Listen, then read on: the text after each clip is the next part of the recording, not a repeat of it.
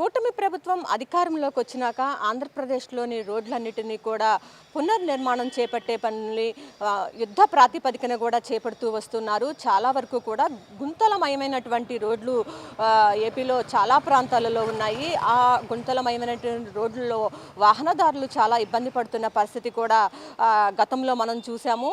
ఈ నేపథ్యంలో ఏదైతే గుంతలమయమైనటువంటి రోడ్లు ఉన్నాయో వాటిని యుద్ధ ప్రాతిపదికన టెండర్లు పిలిచి వాటన్నిటినీ కూడా పూర్తి స్థాయిలో మరమ్మతులు చేపించేందుకైతే ఈ కూటమి ప్రభుత్వం ప్రత్యేకమైనటువంటి దృష్టి సారించింది. ఈ నేపథ్యంలో గత సంవత్సరం కూడా చూసుకున్నట్లయితే గవర్నమెంట్ అధికారంలోకి వచ్చిన వెంటనే కూడా రోడ్లన్నిటినీ కూడా పూర్తి స్థాయిలో మరమ్మతులు అనేది చేపట్టారు. ఇరుగు పొరుగు రాష్ట్రాల నుంచి పండగలకు వచ్చిన వాళ్ళు కూడా రోడ్లు చాలా బాగున్నాయని హర్షం వ్యక్తం చేసిన పరిస్థితులు కూడా మనం చూసాం.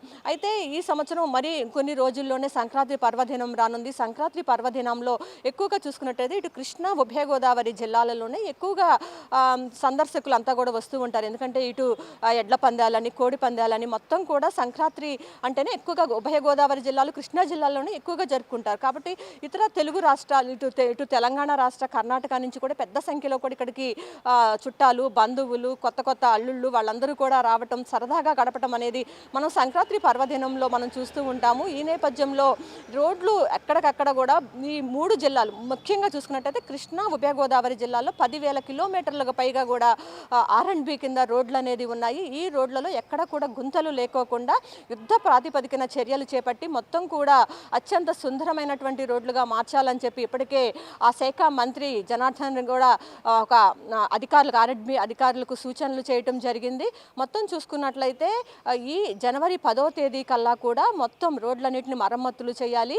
ఈ సంక్రాంతి పర్వదినానికి వచ్చేటటువంటి వారికి ఎవరికి ఇబ్బంది లేకుండా, స్థానికులకు కూడా ఎలాంటి ఇబ్బందులు తలెత్తకుండా, ఎవరైతే మోటార్ వాహనాలపైన వెళ్తూ ఉంటారో వారందరూ ఎలాంటి ఇబ్బందులు పడకుండా తక్షణమే చర్యలు చేపట్టాలని చెప్పి కూడా చెప్పారు. దీనికి సంబంధించినటువంటి బిల్లులను కూడా ఎప్పటికప్పుడు విడుదల చేస్తాము, బిల్లులలో కూడా ఎలాంటి జాప్యం ఉండదని కూడా ఆయన స్పష్టం చేయటం జరిగింది. మొత్తం చూసుకున్నట్లయితే ఆంధ్రప్రదేశ్లో రోడ్లకు ఒక మహద్దశ వచ్చిందని చెప్పుకోవచ్చు.